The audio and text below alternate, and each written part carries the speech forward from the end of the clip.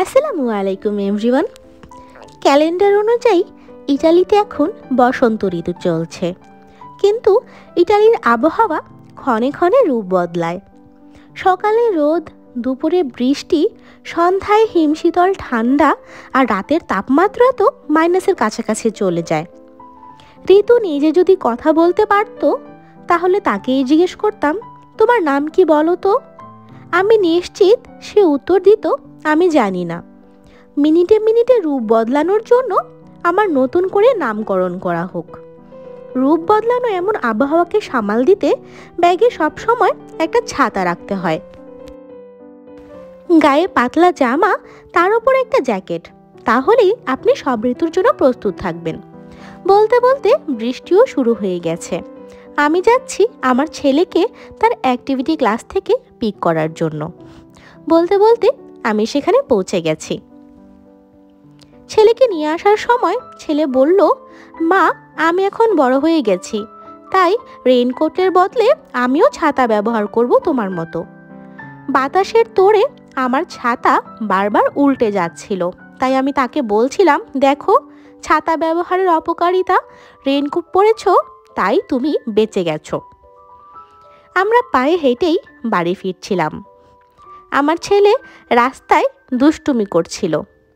জিভ বের করে সে বৃষ্টির পানি খাওয়ার চেষ্টা করছিল, আর এদিক সেদিক ছুটোছুটি করছিল।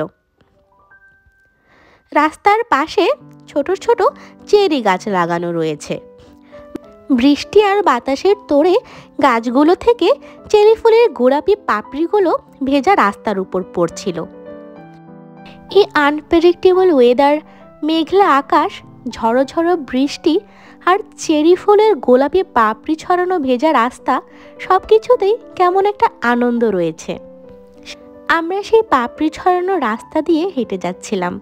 আমরা মা ছেলে এই সময়টাকে এনজয় করছিলাম। সামনে হেঁটে যাচ্ছে আমার প্রজাপতি।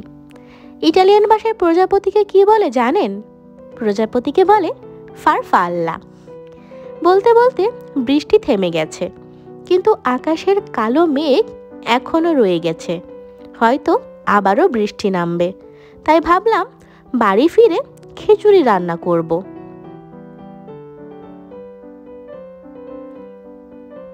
আমি আজকে রান্না করেছি পাতলা খিচুড়ি, যাকে বলে ল্যাটকা খিচুড়ি। এই সুন্দর আবহাওয়ায় একটু খিচুড়ি যেন ওয়েদার ডিমান্ড। আমি খিচুড়ি রান্না করেছি মাংস দিয়ে, তবে চিকেন অথবা ভেজিটেবলের সাথেও পাতলা খিচুড়ি দারুণ লাগে। বাংলাদেশে থাকতে এমন সুন্দর আবহাওয়ায় আমার মাও পাতলা খিচুড়ি রান্না করতেন। আজকের ছোট ভিডিওটি আমি এখানেই শেষ করছি। দেখা হবে পরের কোনো ভিডিওতে। আল্লাহ হাফেজ।